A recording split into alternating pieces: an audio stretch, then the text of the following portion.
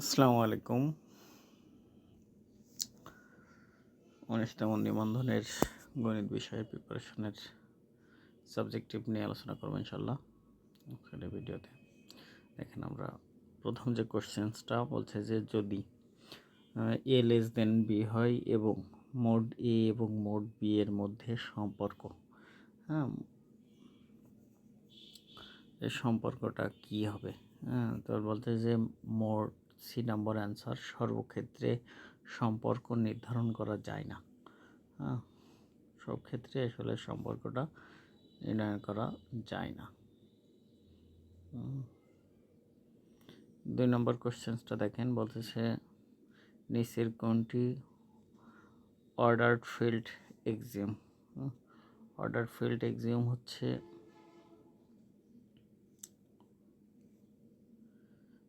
তিনটা শর্ত। হয় দুইটা এ আর বি, যদি আপনি দুইটা যে কোনো সংখ্যা নেন তাহলে সে সংখ্যা দুইটা হয় বি বড় হবে এ ছোট হবে, অথবা এ আর বি এর সমান হবে, অথবা এ বড় হবে বি ছোট হবে। এটা হচ্ছে অর্ডার ফিল্ড এক্সিওমের উদাহরণ, স্বীকার্য এক্সিওম অর্থ। তারপর ৩ নম্বরটা দেখেন, বলতেছে যখন দুটি পাশাপাশি ধনাত্মক সংখ্যা গুণ করা হয় তখন কোন প্রপার্টিটা ব্যবহার করা হয়? পাশাপাশি তারপর হচ্ছে মনোটোনি আন্ডার মাল্টিপ্লিকেশন। যখন দুটি পাশাপাশি ধনাত্মক সংখ্যা গুণ করা হয়, এটার ব্যাখ্যাটা যদি একটু দেখি, বলতেছে যদি বলতেছে মনোটোনিসিটি আন্ডার মাল্টিপ্লিকেশন, এই প্রপার্টিটার বৈশিষ্ট্য বলে যে যখন একটি অসমতা ইনইকুয়ালিটি উভয় পাশে একটি ধনাত্মক সংখ্যা দ্বারা গুণ করা হয় তখন অসমতার চিহ্ন অপরিবর্তিত থাকে। যে এইটা এটুকু দেখলে বোঝা যাবে। এটা তারপরে ৪ নম্বর কোশ্চেন্সটা দেখেন -3b, এটা জাস্ট সিম্পল, যারা ম্যাথে পড়েন তারা অবশ্যই পারবেন। যে এত এত এর ভিতরে সম্পর্ক, এর সম্পর্কটা দেখেন x square less than x square less than x. এখানে বলছে এক্স হচ্ছে 0 থেকে বড়, আবার একের থেকে ছোট, তার মানে দশমিক সংখ্যা।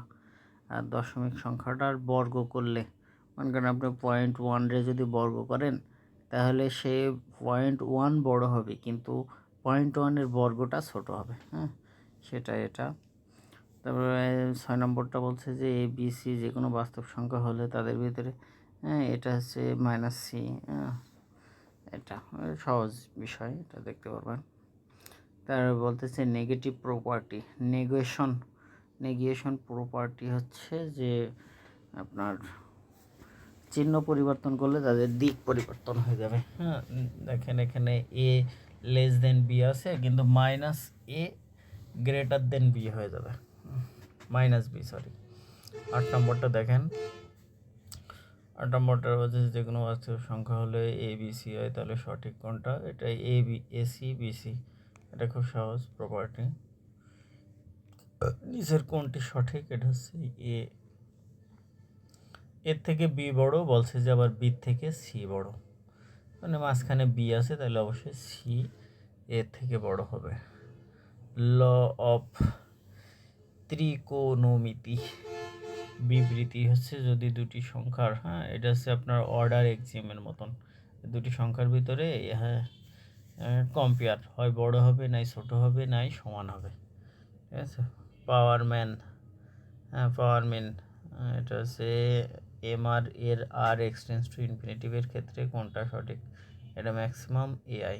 এটা যদি আরেকটু আমরা ব্যাখ্যা দেখেন, বলতেছে পাওয়ার মিন যা জেনারেলাইজড গড় নামেও পরিচিত। পাওয়ার মিনটা হচ্ছে জেনারেলাইজড মিন নামেও পরিচিত। এটি একটি set S A1 A2 dot এগুলো থাকলে তখন ৮ সূচক মুভমেন্ট হয়। ১২ নম্বরটা দেখেন, বলছে দুটি ধনাত্মক গণ সংখ্যা অ্যারিথমেটিক মিন আর harmonic mean. Arithmetic mean 1 by arithmetic মিনের এ বি, তারপরে হারমিশিয়ামের এ বি, এটা সম্পর্ক, এটা দেখে নিন একটু। তারপরে বলছে দেখেন কোনটি ছোট থেকে বড় অর্ডারে সর্বপ্রথম। অবশ্যই অ্যারিথমেটিক মিনটা সর্বপ্রথম থাকে। এটা যদি আমরা একটু ব্যাখ্যা দেখি, দেখেন এই যে হারমোনিক মিন, এটা হারমোনিক মিন বা তারপরে হচ্ছে তার থেকে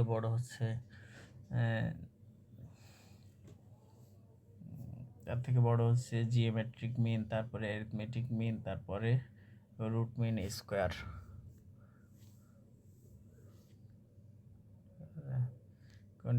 ছোট থেকে বড় অডিয়ামে সবচেয়ে ছোট হচ্ছে হারমেশিয়াম মিন। তারপর হচ্ছে কোশি-সোয়ারিজ থেকে প্রমাণিত হচ্ছে RMS বড় AM থেকে। হারমোনিক মিনসের সূত্রটা কোনটা? সূত্রটা হচ্ছে সামেশন AI, এটা মনে রাখবেন। কোনটি AMGM ইনইকুয়ালিটি? এটা হচ্ছে কনভেন্ট্রিক অফ লনেক্স। AMGM ইনইকুয়ালিটি প্রমাণের জন্য ব্যবহৃত হয় লনেক্স। দুটি ধনাত্মক সংখ্যা সমান হলে ধনাত্মক AMGM সমান হবে। সংখ্যাগুলির 2 ও 8 এর মধ্যে কোনটি সঠিক?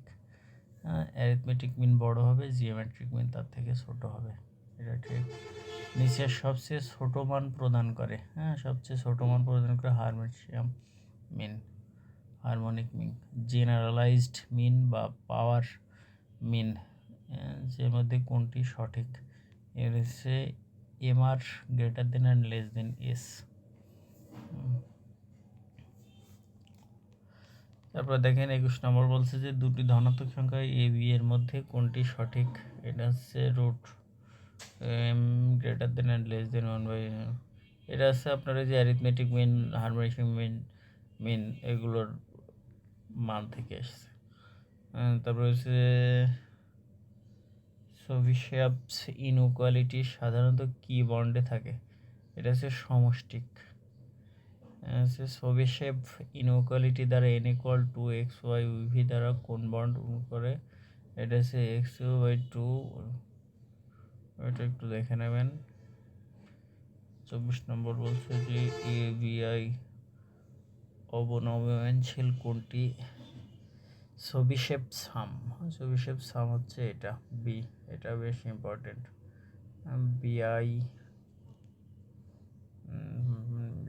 দুটি ভেক্টর সোভিশেভ বন্ড ব্যবহার করলে রেমন্ড ভেরিফাইডের অক্ষরেখা অনুমান করা যায় অংশত। এটা যদি একটু ব্যাখ্যা দেখি, দেখেন বলতেছে চেবিশেভের অসমতা মূলত একটি একক রেমন্ড ভেরিয়েবলে তার গড় মিন থেকে বিস্তৃত ডেফিনেশন হওয়ার সম্ভাবনা থেকে একটি ঊর্ধ্বসীমা আপার বাউন্ড পূরণ করে, যেখানে ভেরিফাইড ভেরিয়েন্স হচ্ছে। অন্যদিকে কোভেরিয়েন্ট দুটি রেমন্ড সরাসরি চেবিশেভের সমতা ব্যবহার করে দুটি ভেক্টরের মধ্যে অনুমান করা যায় না, কারণ চেবিশেভ সরাসরি কোভেরিয়েশন গণনা বা অনুমান করার জন্য ডিজাইন করা হয়নি। তবে কোভেরিয়েন্স রেমন্ড ভেরিয়েন্টগুলোর সংশ্লেষণ লেয়ার। চেবিশেভস ইনইকুয়ালিটি প্রমাণের সর্বনিম্ন টার্ম এর কোনটা? এটা হচ্ছে রিঅ্যারেঞ্জমেন্ট থিওরি।